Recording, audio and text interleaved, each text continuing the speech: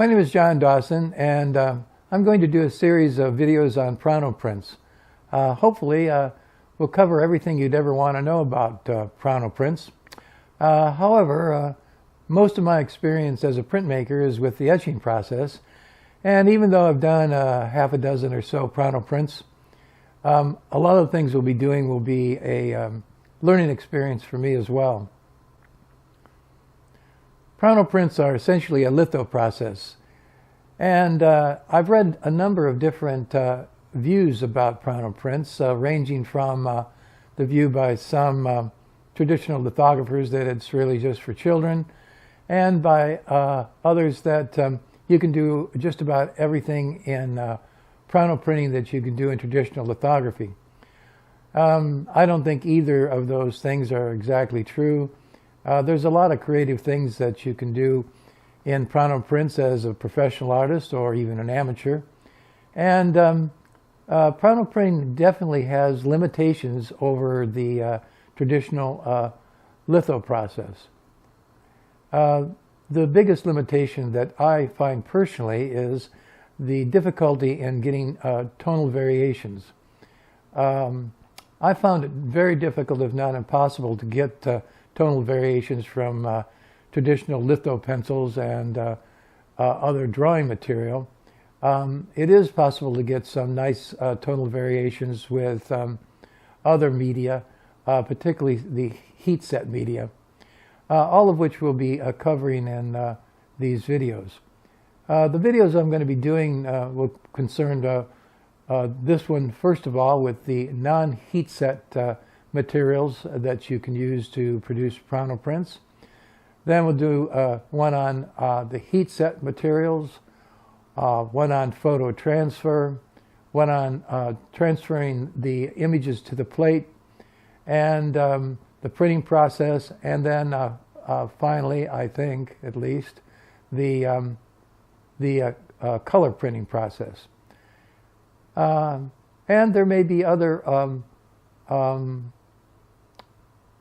ways of using Pronto Prints that we'll discover along the way to add to videos at the end. So I'm going to start with going through the materials that are used in the non-heat set process and how well they work. Okay, the first thing you're going to need is a Pronto plate. I'm not sure why they call it a plate. It's really just a sheet of polyester, and I guess it has some kind of special coating on it. There's also a product called a smart plate, and I understand it's pretty much the same thing. I haven't tried any of those yet, but from what I understand, it's essentially the same. You can get these from Blick Art Supplies. I believe Graphic Chemical also has them. Graphic Chemical tends to really stick it to you on the shipping, so I tend to get them from Blick. The other thing that is a good thing to have are surgical gloves. I had read originally, before I started doing any of these, that fingerprints and so forth were very likely to print, and I didn't really believe it. And the first print I did was full of fingerprints and palm prints, and it was a mess. So getting a pair of surgical gloves can be really handy. The other thing that I do is I use a piece of newsprint to put over the plate in areas that I'm not working on, to keep from getting impressions of arms or elbows or some other thing that is going to make an impression on the plate that you don't want. So next we'll go through the various kinds of materials that do and don't work on the plate. Some of the things that don't work are as important as the things that do work. One of the things that will not print are ordinary drawing pencils, and that can be very important later in producing your plate.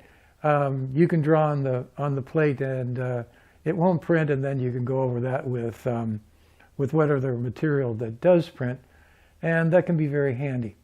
So we're going to go through the materials that that print and how well they print. Okay, before we start to go through all the different materials and how well they do or don't work, I might show you one particular thing. This is a litho pencil. They don't make these anymore. What they make now are these wooden holders. These cost about $12, and they have these things that go in the holder. That's the I guess the pencil part of the pencil, and these I think are around $2, $2 or $3. It doesn't really make any difference which hardness of the litho pencil you use. Number 1 and number 5 all print pretty much the same. What you can use instead, which is really much better, is you can get China markers. These are from Blick. This box of China markers of a number of different colors was about $3. You don't need them in different colors, and the individual pencils are about 80 cents, I think. So this is a much better option. It's really wonderful when they think up something that is not nearly as good for you, but makes a lot more money for them.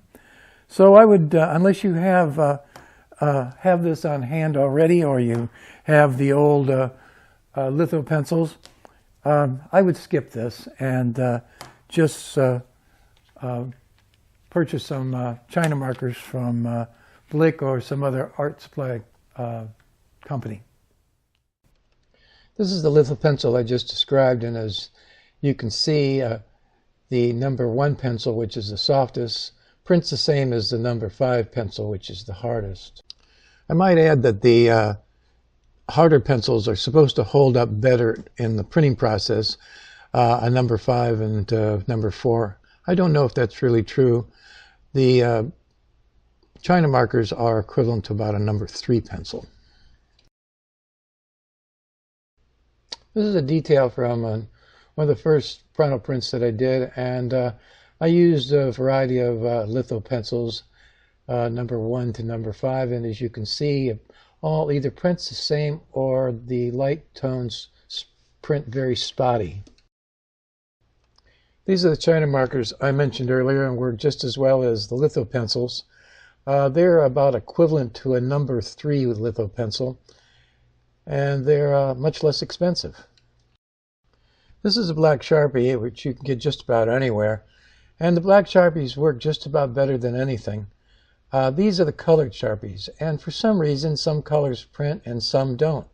In this case, for some reason, the green didn't print very well, so I would stick with the black Sharpie and skip using the colored one. These Prismacolor Premier markers are very good, and they work just as well as the Sharpie. And what's really nice about them is that they have a brush-like tip on one end and a felt-like tip on the other. So you can get a whole variety of marks and brush-like strokes. Crayons, which are kind of a specialized artist oil crayon, work very well, but then so do ordinary Crayola crayons, which are much less expensive. Ballpoint pens work, but they don't work real well, and it has to be a real ballpoint pen.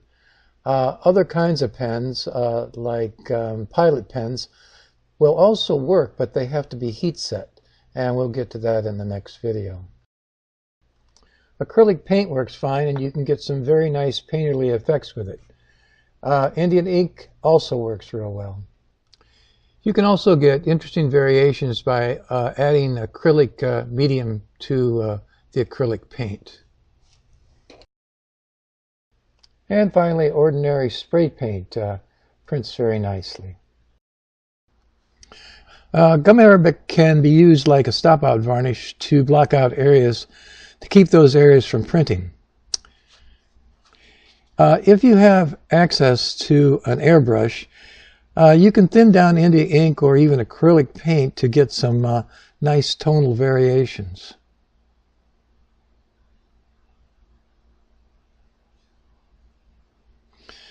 Then with a wet sponge and water, the gum arabic can be wiped out with a paper towel.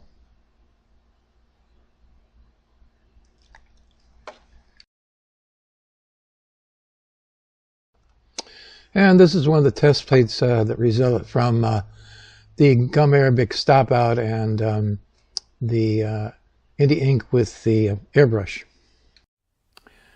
Well, that about does it for this video on non-heat set materials to produce Pronto prints. I'll follow this up with examples of my own prints and the web address for my Facebook page and my website. And if you're interested, you can subscribe to other videos of mine on YouTube.